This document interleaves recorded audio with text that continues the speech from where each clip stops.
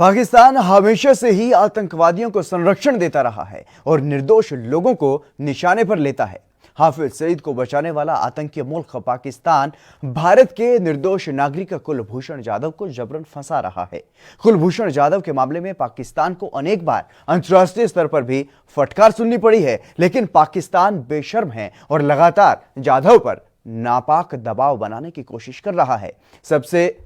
अगर पाकिस्तान ने बेहद अन्यायपूर्ण तरीके से सबसे पहले कुलभूषण जाधव को एक अदालत से फांसी की सजा सुनवाई और उस पर अंतर्राष्ट्रीय न्यायालय ने रोक लगा दी, तो पाकिस्तान तिल मिला गया। अब अंतर्राष्ट्रीय कोर्ट का आदेश मानने से भी पाकिस्तान आनाकानी कर रहा है और पाकिस्तान ने दावा किया है कि कुलभूषण जाधव रिव्यू पिटीशन को तैयार नहीं है, लेकिन पाकिस्तान का यह दावा पूरी तरह से झूठा है। पाकिस्तान के इस झूठ का पर्दाफाश उसी के बयान से हो रहा है। पाकिस्तान ने ये झूठा दावा किया है कि कुलभूषण जाधव ने पुनर्विचार याचिका दाखिल करने से मना कर दिया है। इसके बदले उन्होंने दया याचिका की गुजारिश की है और पाकिस्तान की ये बातें बिल्कुल झूठी इसलिए हैं क्योंकि पाकिस्तान जाधव को भारतीय वकील मुहैया कराने में आनाकानी कर रहा है। हालांकि पाकिस्तान ने एक और चाल चली है। पाकिस्तान ने कुलभूषण जाधव के मामले में भारत को दूसरे काउंसलर एक्सेस का न्योता दिया है और साथ ही उसने कुलभूषण जाधव के पिता को भी बेटे से मिलने की अनुमति दे दी है।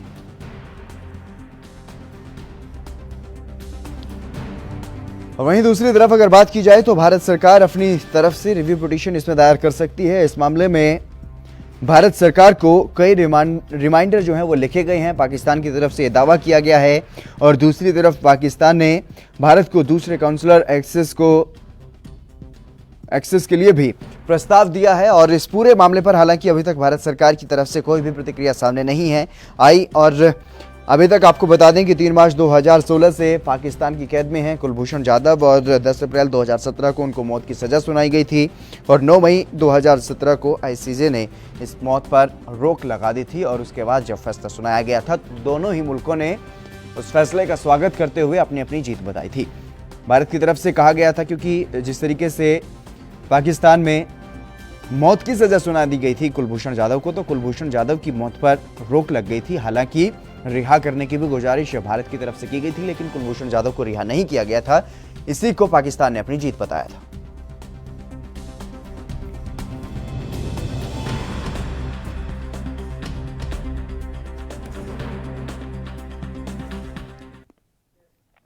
आनंद त्रिपाठी हमारे साथ जुड़ गए हैं, विदेशी मामलों के जानकार।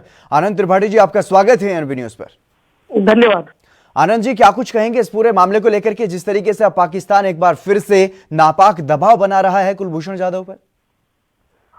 नहीं, देखिए, जैसे आज सूचना आई है जी कि पाकिस्तान ने ये बताया है कि कुलभूषण जाधव ने मना कर दिया रिव्यू पिटीशन पर आगे बढ़ने से।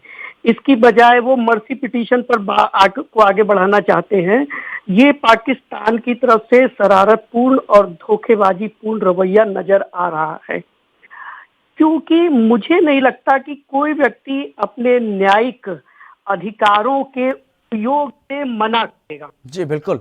और जो ऐसा व्यक्ति जो दुश्मन देश की जेलों में बंद है और अंतर्राष्ट्रीय न्यायालय से उसे जो न्यायिक अधिकारों के उपयोग की आजादी मिली है, उसका उपयोग वो क्यों नहीं करेगा, ये सामान्य तर्क से कोई भी समझ सकता है। तो पाकिस्तान झूठ बोल रहा है, गलत बोल रहा है, क्योंकि भारतीय वकीलों की इजाजत नहीं मिली है मदद की कुलभूषण जाधव को, इसलिए पाकिस्तान पर भरोसा नहीं किया जा सकता। और इस मामले में जैसा कि आपने कहा कि भारतीय वकील के लिए वहां से अनुमति नहीं दी जा रही है, तो क्या कुछ लगता है क्यों पाकिस्तान भारतीय वकील को इजाजत नहीं दे रहे हैं पाकिस्तान में कुलभूषण जाधव की पैरवी के लिए? देखिए, कुलभूषण जाधव को जब गिरफ्तार किया गया है, जैसा पाकिस्तान कहता है, तभी से वो भारत के एक बड़े जासूस के तौर पर उसे दिखाना चाह रहा है और ये बताना चाह रहा है दुनिया को कि भारत उसके देश में हस्तक्षेप करता रहा है इस तरीके का। इसके लिए वो कुलभूषण जाधव को एक प्रतीक के रूप में दुनिया के सामने पेश करना चाहता है और ये बताना चाहता है कि भारत के इस तरह के कार्यों को वो सफल नहीं होने देगा।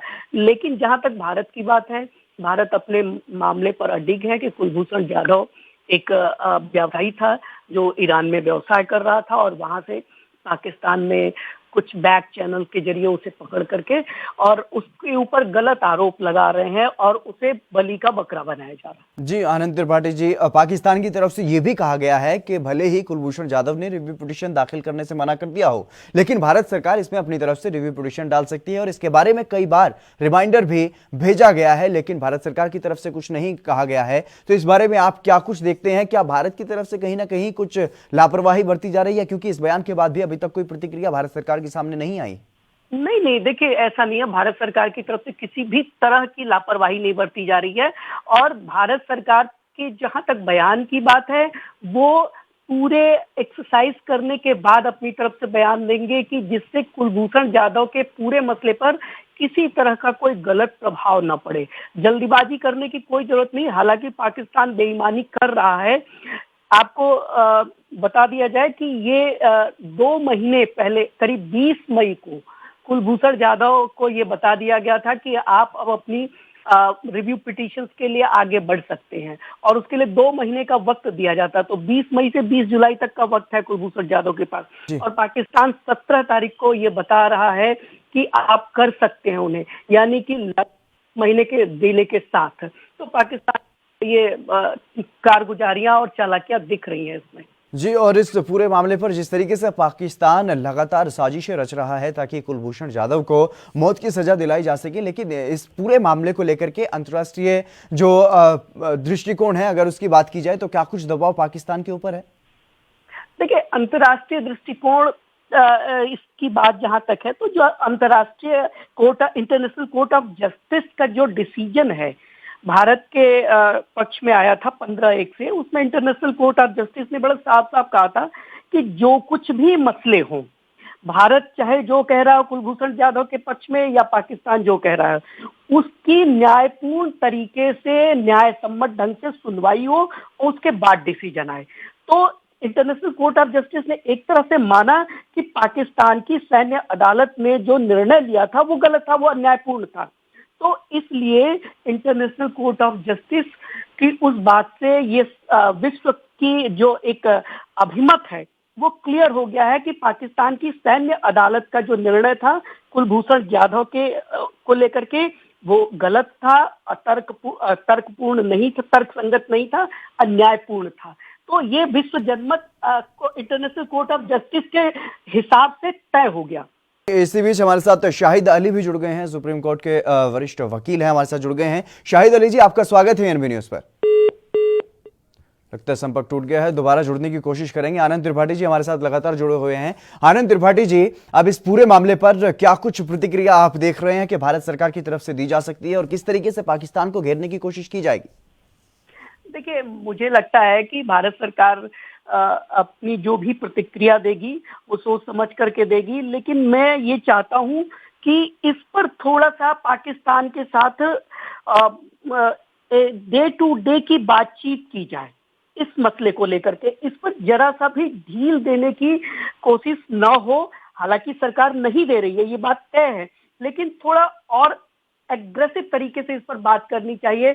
जहां तक बात है कि न्यायिक हस्तक्षेप का, तो वो भारत सरकार के पास नहीं है, वो पाकिस्तान के साथ बातचीत करके ही इसको लेकर आगे बढ़ा सकते हैं। और ये कुलभूषण से ये भारत को मांग करनी चाहिए कि उसे कुलभूषण, भारतीय काउंसलर को कुलभूषण से मिलने दिया जाए और उसकी बात को सामने लाया जाए। जी, और इस पूरे मामले पर जिस तरीके से देखा जा रहा है कि उन्होंने अपनी पुनर्विचार याचिका को दाखिल करने से मना कर दिया है और साथ ही साथ जो ये भी कहा गया है कि दया याचिका वो लगा सकते हैं, लेकिन इस पूरे मामले में जिस तरीके से साफ तौर पर आपने कहा है कि पूरी तरह से झूठ है, अगर किसी को मौका मिले तो वो अपने अधिकारों का पूर्णतया पालन करते हुए और आगे बढ़ेगा। लेकिन जिस तरीके से पाकिस्तान ने ये झूठा दावा किया है, आखिरकार ये किस वजह से और क्या कुछ प्रोपेगेंडा इसके पीछे मानते हैं? देखिए, मूल बात यह है कि अगर कुलभूषण यादव रिव्यू पिटीशन नहीं दाखिल करते हैं और मर्सी पिटीशन पे आगे बढ़ते हैं, तो ये माना जाएगा कि वो सैन्य अदालत के निर्णय को स्वीकार कर रहे हैं और सैन्य अदालत ने जो उन्हें मृत्यु दंड की सजा दी है, वो पाकिस्तान के एस्टैब्लिशमेंट से उस पर माफी चाहते हैं। और अपना बचाव करना चाहते हैं। लेकिन अगर वो रिव्यू पिटीशन पे आगे बढ़ेंगे तो ये माना जाएगा कि वो सैन्य अदालत के निर्णय से खुश नहीं है और उसको रिव्यू करना चाहते हैं। तो पाकिस्तान सरकार ये दिखाना चाहती है कि उसकी सैन्य अदालत ने जो न्याय किया था, जो अन्याय था, वो सही था। जी, कहीं ना कहीं पाकिस्तान ये साबित करना चाहता है कि जो कुलभूषण जाधव पर उसने आरोप लगाए हैं जासूसी के, वो कहीं ना कहीं सच हैं और इसीलिए कुलभूषण जाधव अब उसे स्वीकार करना चाहता है। यही कहना चाह रहे हैं आनंद जी? नहीं, ये तो है ही है, लेकिन अगर रिव्यू पिटीशन का रास्ता हट जाता है तो सैन्य अदालत का जो मृत्यु दंड का निर्णय है, कुलभूषण स्वीकार कर लेते हैं एक ढंग से, जी, है ना। और उसके बाद वो दया याचिका पर आगे बढ़ते हैं कि मेरे से गलती हुई, आपने जो हमें गलती की सजा दी वो सही है, लेकिन मेरी सजा कम कर दी जाए या माफ कर दी जाए। इस तरह लंबा वक्त हो गया है। जी आनंद जी, एक लंबा वक्त हो गया है कुलभूषण जाधव को पाकिस्तान की कैद में, तो क्या कुछ लगता है भारत की तरफ से किस तरीके से अब कदम उठाए जाएंगे ताकि जल्द से जल्द कुलभूषण जाधव को पाकिस्तान की कैद से, आतंकिस्तान की कैद से रिहा करवाया जा सके? देखिए, भारत सरकार लगातार, जब से कुलभूषण यादव को 2016 में गिरफ्तार किया गया, तब से लगातार अच्छे तरीके से प्रयास कर रही है। और ऐसे कामों में आप निश्चित मानिए कि एक लंबा वक्त लगता है, और खासकर पाकिस्तान जैसा दुराग्रही देश हो तो उसके साथ कूटनीतिक तौर पर और अंतर्राष्ट्रीय मामलों को और न्याय संबंधों को देखते हुए इन चीजों में वक्त लगता है। वक्त से हमें नहीं घबराना चाहिए, लेकिन हमारी कोशिश ये होनी चाहिए कि वक्त जितना भी लगे कुलभूषण को न्याय मिले और हम उसे सकुशल अपने देश वापस ला सके। जी आनंद त्रिपाठी जी आनंद त्रिपाठी जी, इसी बीच हमारे साथ महेश तिवारी हैं, अधिवक्ता सुप्रीम कोर्ट से, वो भी जुड़ गए हैं। महेश तिवारी जी, आपका स्वागत है एनबी न्यूज पर। जी नमस्कार। महेश जी, इस पूरे मामले में क्या कुछ देखते हैं आप? जिस तरीके से पाकिस्तान की तरफ से एक बार फिर से ये कहा गया है कि कुलभूषण जाधव दया याचिका आगे बढ़ाने की बात कर रहे हैं, उन्होंने रिव्यू पिटीशन डालने से मना कर दिया है।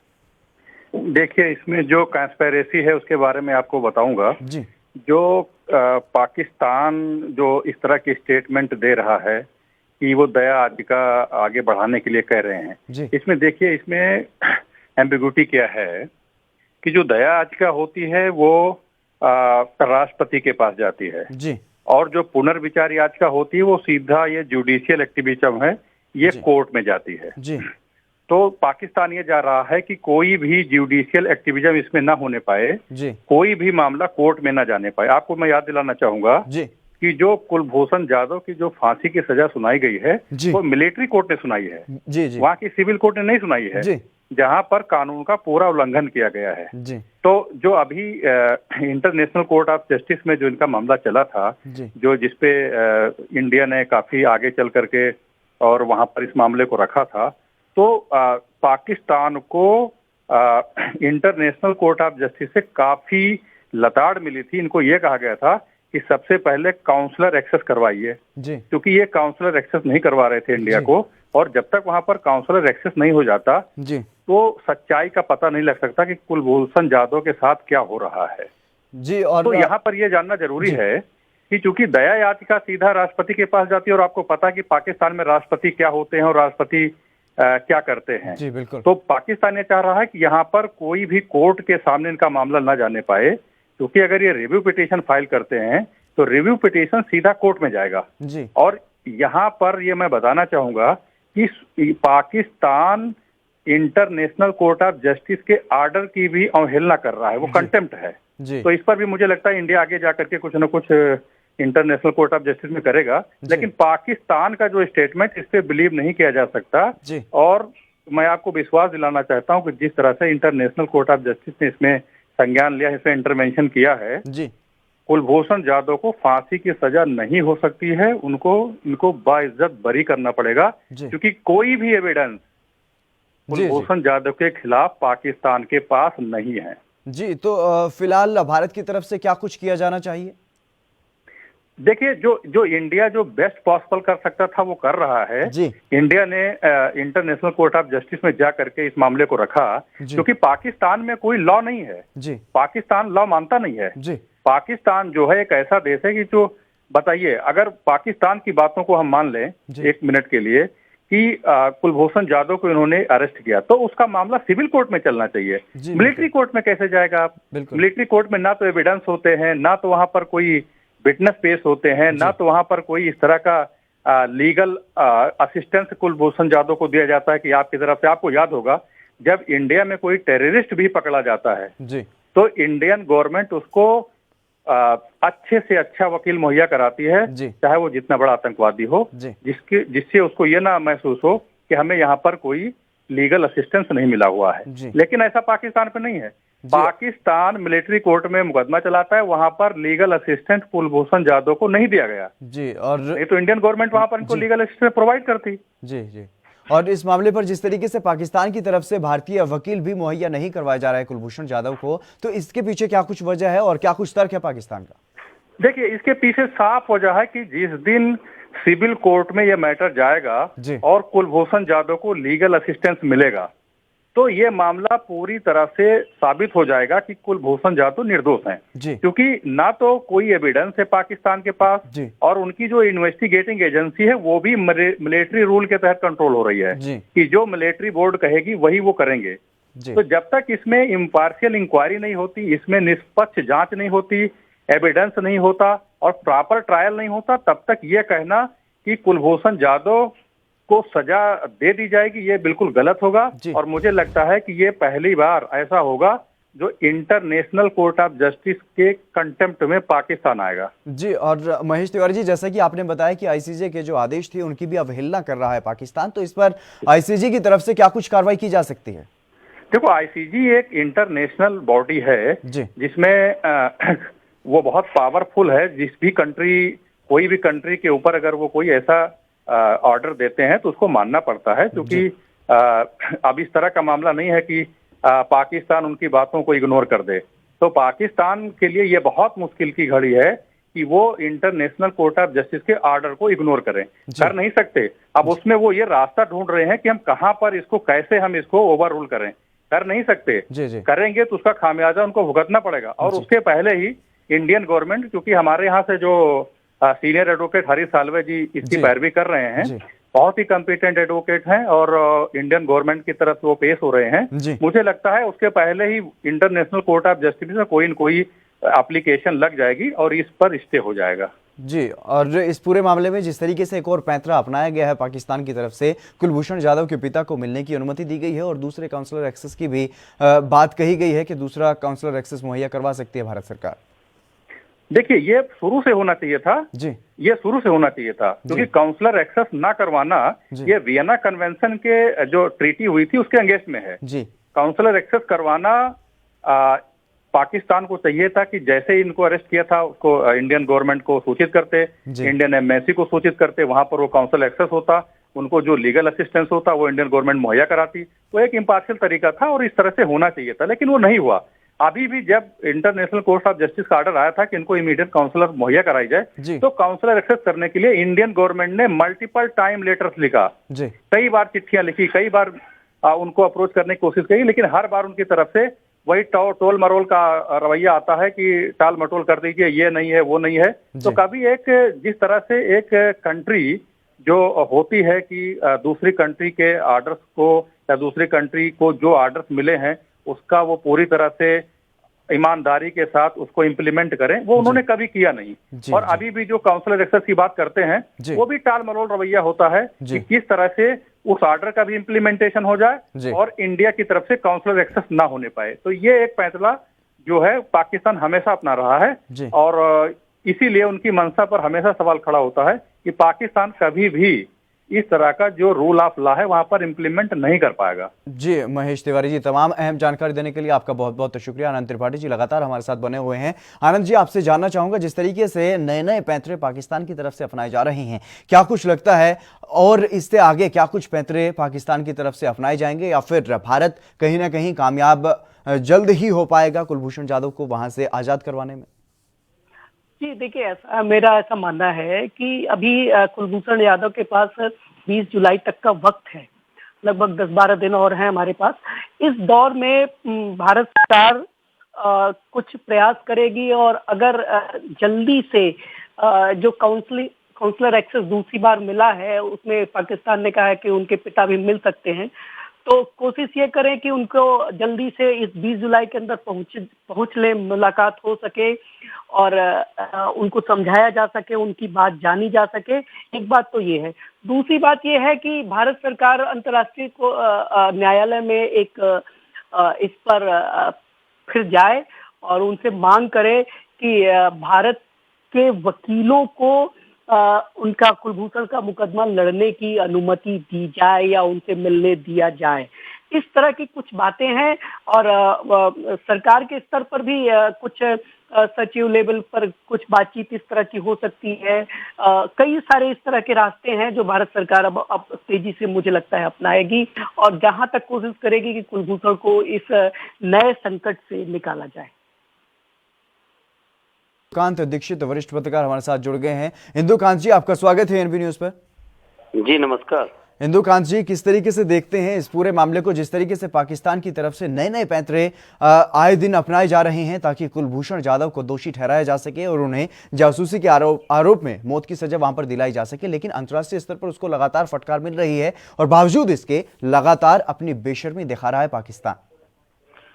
हाँ देखिए, ये बहुत ही दुखद है क्योंकि जिस तरह से इंटरनेशनल कोर्ट ऑफ जस्टिस में भारत को जाने के बाद इंटरनेशनल कोर्ट ऑफ जस्टिस ने काउंसलर एक्सेस देने की बात कही थी भारत को जी, और आपको ध्यान होगा कि काउंसलर एक्सेस देने के दौरान जी किस तरह से वहां पे पाकिस्तान के लोग जो है वहां पे अधिकारी थे, उन्होंने पूरे प्रोसीडिंग को, जो भारत के हाई कमिश्नर गए थे उनको उनकी बातचीत को रिकॉर्ड करने की बातें की गई जी, उसका इम्पैक्ट ये पड़ा और जिस तरह से दबाव में रखा गया था कुलभूषण जी को जी, कि वो खुलकर अपनी बातें भी नहीं कह सके जी। अब आप स्वयं सोचें कि जिसके खिलाफ मौत की सजा की तलवार लटक रही हो जी, वो कभी भी ये कह सकता है कि हम रिव्यू में नहीं जाएंगे। जी, जी, ये बिल्कुल कॉमन सेंस की बात है जी, कि अगर कोई वास्तविक अपराधी भी होगा जी, तो आप देखें किस तरह से रिव्यू की कोशिश और किस तरह से मर्सी पिटीशन की कोशिश, रिव्यू पर रिव्यू कितनी बार अपने देश में देखे किसी भी मैटर जी, में बिल्कुल, करते हैं जो बिल्कुल। नॉन अपराधी होते हैं, बिल्कुल। आतंकवादी होते हैं जी, और यहाँ पे एक निर्दोष भारतीय जी। तो इस तरह से फंसाने की कोशिश हो रही है। ये बिल्कुल ही जालसाजी है और ये पूरी दुनिया देख रही है। जी। और इंदुकांत जी, आपसे जानना चाहूंगा क्या कुछ अगला कदम हो सकता है भारत सरकार की तरफ से ताकि भारतीय वकील वहां पर कुलभूषण जाधव को मुहैया करवाया जा सके ताकि वो उसकी पैरवी कर सके। देखिए, दो चीजें हैं। पाकिस्तान ने फिर से एक जो घड़ियाली आंसू बहाने की कहानी है जी, उसके तहत उन्होंने फिर से दूसरा काउंसलर एक्सेस देने की बात भारत को कही है। जी, तो जो दूसरा काउंसलर एक्सेस है उसकी थोड़ी कायदे से तैयारी होनी चाहिए। जी, जहां तक मेरा मानना है कि जो पहला काउंसलर एक्सेस था वो जल्दबाजी में भारत ने स्वीकार कर लिया था। जी, तो दूसरे काउंसलर एक्सेस को शर्तों के साथ एक्सेप्ट करना चाहिए। पिछली बार पाकिस्तान ने उसकी रिकॉर्डिंग की बात की और व्यवस्था जो थी वो उचित नहीं थी, न्यायप्रिय नहीं थी।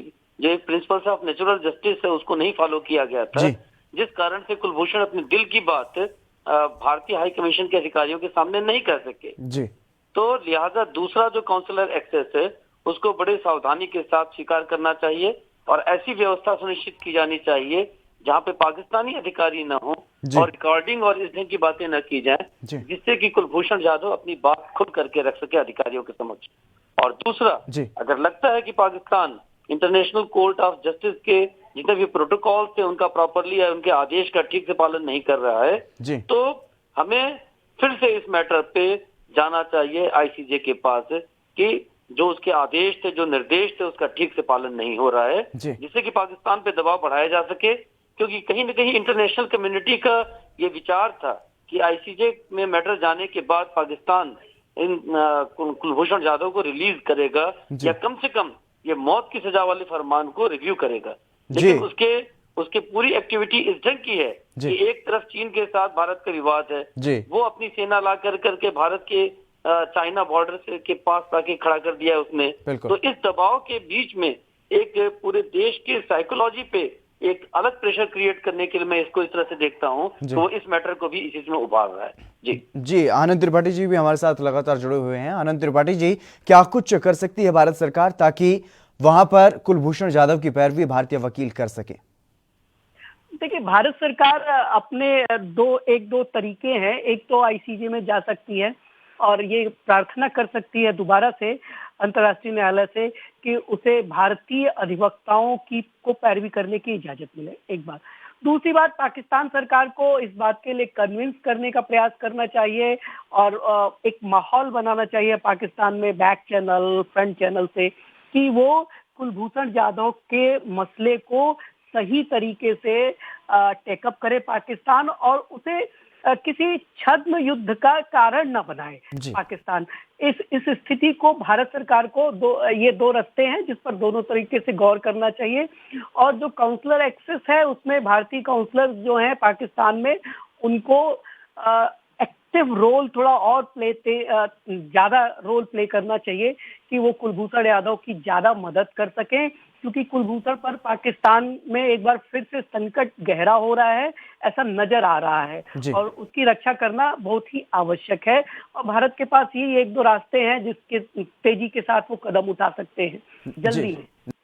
कांत जी, क्या कुछ लगता है आपको, क्या कुलभूषण जाधव पर संकट के जो बादल हैं वो गहराते जा रहे हैं या फिर जल्द ही कुलभूषण जाधव पाकिस्तान की कैद से रिहा हो पाएंगे? नहीं, देखिए, पाकिस्तान की जो कोशिश दिख रही है वो बिल्कुल साफ है कि वो भारत पर इसके बहाने दबाव बनाना चाहता है और अंतर्राष्ट्रीय जगत में कहीं न कहीं भारत को कटघरे में खड़ा करने की कोशिश कर रहा है। लेकिन भारत को ऐसे मौके पर और सावधानी बरतनी चाहिए और काउंसलर एक्सेस जो दूसरा देने की बात पाकिस्तान कर रहा है उसको स्पष्ट तौर पे अपनी शर्तों पे एक्सेप्ट करना चाहिए। नहीं तो पाकिस्तान क्या करेगा कि इंटरनेशनल कोर्ट ऑफ जस्टिस में जाकर अपने साफ वही दिखाने की कोशिश करेगा और ये कह सकता है कि देखिए हमने दो बार काउंसलर एक्सेस इनको दिया है और इसका रिजल्ट भी ये है कि आपको ध्यान होगा कि पिछले उन्होंने इतना दबाव बनाया था कि हमारे काउंसिल के सामने, क्योंकि पाकिस्तान रिकॉर्डिंग कर रहा था और अंदर से उन्होंने दबाव बना रखा था जाधव पे, उन्होंने कहा कि जी हमने गलती किया है। इस ढंग की बातें खुलकर मीडिया में आई थी चढ़ करके। तो ऐसी काउंसलर एक्सेस का क्या फायदा जहाँ पे पाकिस्तानी अधिकारी हो और तमाम तरह के दबाव हो। बेजा दबाव के बीच में कोई व्यक्ति अपने दिल की बात दुश्मन देश में कभी नहीं कह सकता है। तो इसको अगर हमारी शर्तों के साथ काउंसलर एक्सेस को नहीं देते हैं तो अस्वीकार करके वापस आईसीजे में जाना चाहिए और जितने भी अपने पास एजेंसीज हैं, जितने भी देशों के अपने रिलेशंस हैं अमेरिका के साथ और भी पड़ोसी देशों के साथ, उन संबंधों का उपयोग करके भी पाकिस्तानी दबाव पर डिप्लोमेटिक प्रेशर बनाना चाहिए भारत को। जी इंदुकांत जी, बहुत बहुत शुक्रिया आपका हमारे साथ जुड़ने के लिए। आनंद त्रिपाठी जी, आपका भी बहुत बहुत शुक्रिया, आप हमारे साथ जुड़े और तमाम पहलुओं पर चर्चा की। तो लगातार जिस तरीके से भारत के कुलभूषण पर नापाक दबाव पाकिस्तान में बनाया जा रहा है तो उससे निपटने का भारत के पास एक ही रास्ता है, अंतर्राष्ट्रीय दबाव। और पाकिस्तान में कैद कुलभूषण जाधव को भारतीय वकील की सहायता जो है वो वहां पर दिलवाई जाए, तभी कुलभूषण जाधव को वहां से बचाया जा सकता है। लेकिन फिलहाल इस खास पेशकश में एएनबी न्यूज पर बस इतना ही। आप बने रहिए हमारे साथ।